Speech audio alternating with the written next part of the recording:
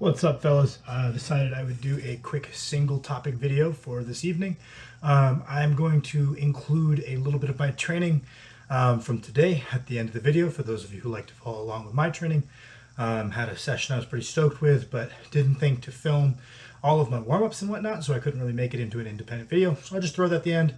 And I'll also have a little quick update for you guys as far as like what's going on with the channel and myself. As far as, upload frequency and whatnot at the end, because I realize that's not what everyone is here for.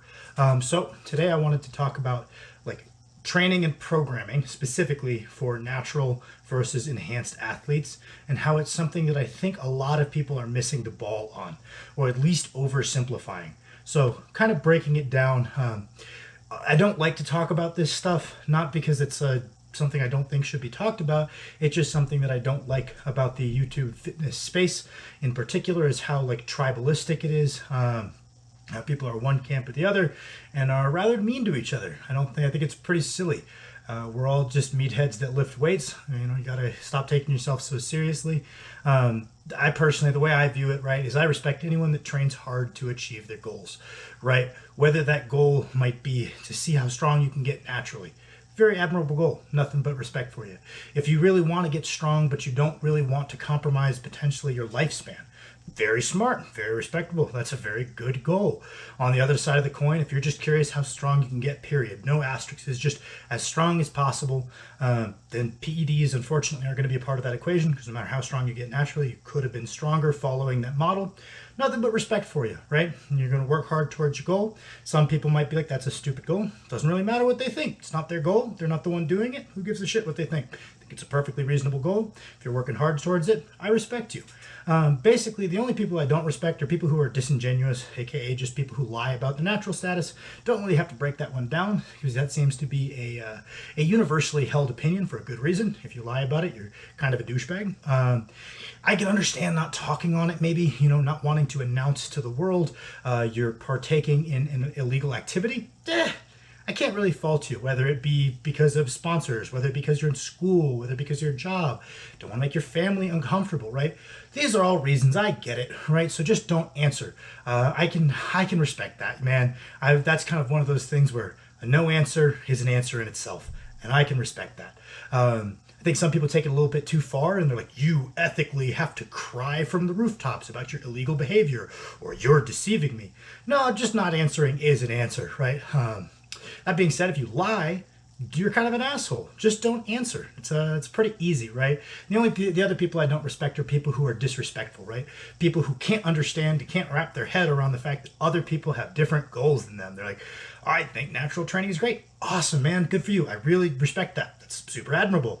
That doesn't mean everyone has to adhere to your specific goals, right? You can respect everybody. Just like there are people who are natural, who are like, anything done on steroids doesn't count. I don't respect them at all, even if it's a decade of hard work. I think it's pretty respectable. But if there's PED involved, they're like, no, I don't respect that at all. It's not real gains, right?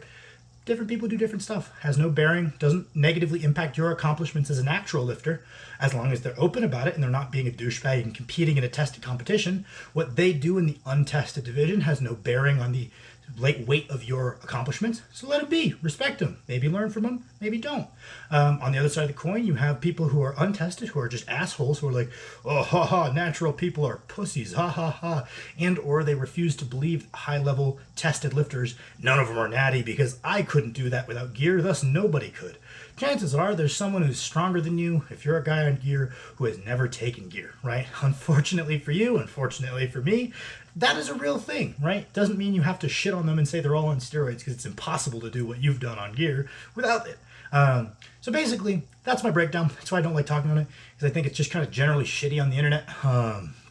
But I'm going to touch on what I see and what my opinions are. Please don't shit on me. I don't think it's any fun when I get bullied in the comments. But getting into it, I see a lot of oversimplifications and misunderstandings, especially in the comment sections on YouTube, where people will be like, oh, this program has so much volume and so much frequency, it can't be for naturals. This is clearly a powerlifting or strength program that is for enhanced guys. And that's a little bit of an oversimplification. You're kind of missing some key points that I'm going to get into those. And you can see on the bodybuilding side of things as well. People are like, oh, yeah, no, this program, there's far too many sets per week. This must be for enhanced bodybuilders. I need a natural program, right? And then, so I'm going to get into kind of why I would break this down and maybe take issue with some of these claims, right? So the first thing we can do is we can look to high-level lifting or high-level competition as the proving ground of programming theory. Much the same as better scientific evidence-based practices have won out over older, less evidence-based practices in the higher levels of lifting. Maybe there's some little idiosyncrasies where the theory and the execution doesn't exactly line up, but largely our frequencies or techniques are all kind of in line with what we would generally expect from high-level lifters most of the time. There's always exceptions, but we look to the rule, not the exception. And one thing that we will see is within powerlifting and strength sport, the high-level natural tested lifters, and some of them are probably cheating and some of them probably aren't, right? But the high-level tested lifters and natural lifters generally have higher volumes and higher frequencies per week than their untested counterparts. So that's big, right? That does not line up with this notion that, oh, a high volume program is for untested people because of their improved recovery capabilities, and a lower volume program is for naturals because of their worsened recovery capabilities because they're not on gear. So why is this? Why are we observing this at the high level? We can even see this in bodybuilding. There's quite a few guys at the highest level of bodybuilding who are doing routines that are probably lower volume than most natural lifters could potentially get as good as they could on. They probably need to do a little bit more. But these guys at the highest level are getting away with these lower volume routines. Why is this? Let's break this down a little bit, right? So the first thing that we're going to get into here is people who are on steroids need to do less work to drive adaptation. Just the presence and blasting a bunch of androgens in your system is going to drive some amount of strength adaptation. So what you need to do on the training side of things is less due to this other driver of progression. Someone who's natural doesn't have that driver of progression. They need to hit their body with a more potent stimulus as far as the weights to drive adaptation because they don't have this crutch or this other side of things. And people will be like, oh, but they could still do more. Even if they need to do less to progress, they could do more. We're going to get into why that might not be the case in a moment, right? But a lot of strength training is avoiding injury and avoiding getting banged up in preparation for a meet. So it's more of a minimum effective dose approach than a maximum recoverable volume when we get into the heavier weights. What's the least number of sets we need to do in this percentage and rep range to drive adaptation? And we'll do that amount to see the amount of progress that we want to see. Any more is probably just elevating our risk of over accumulating fatigue and getting banged up. We're just finding what we need to do to drive progression as far as a strength phase, generally in my opinion, right? So that's going to be a big part of this, is like the amount they need to do is going to be less. And untested lifters have a greater absolute load. They're bigger, more muscular, and potentially more neurally efficient due to some compounds heightening neural efficiency. So not only their bigger muscles, but their ability to recruit muscles with various compounds used on comp day might go up as well. So because of the greater absolute load and greater neural efficiency, they're also able to do more damage with a single set, and they're also able to recover from less total sets. So if people are like, oh, no, guys on gear can handle more. It enhances your recovery, Sam. You're a fucking idiot. I know these things. You're right. You're absolutely right. If you took one guy who's doing his sets of 8 in hypertrophy phase with 225 pounds on the bench press and he's natural, and you took that exact same guy who's doing his working sets with 225 pounds in a hypertrophy phase and he's on steroids, the guy on steroids is going to be able to do more working sets at 225. But that's only the case for that first cycle. Pretty quickly, the guy on steroid is going to be using more weight for those sets of 8, right? So he's going to have a greater absolute load, and it kind of cancels out to some degree, or sometimes completely, the greater recovery capabilities, and he's actually going to end up having to do less volume than his natural counterpart to drive progression. I hope I'm phrasing this well. I'm more than happy to probably elaborate in the comments. I think this stuff gets a little bit technical, and basically my big point was that it's an oversimplification. It's not that you don't have greater recovery capabilities. It's that in practical application, the programming is going to look the opposite of kind of what we're told in the comment sections of YouTube, right? So basically, gear will disproportionately improve your recovery capability of your muscles, but it will not as greatly improve the recovery capabilities of your soft tissues. And this gets into why when I said that, oh, the untested guy who's bigger, stronger, he's lifting more weight, and he's got these androgens, he needs to do less to drive adaptation. The reason that he shouldn't do just even more than his natural counterpart is because of this discrepancy in soft tissue recovery versus muscular recovery, right? So maybe we're good to go in 3 days and we could do a moderate frequency program muscularly, even if we're moving a ton of weight.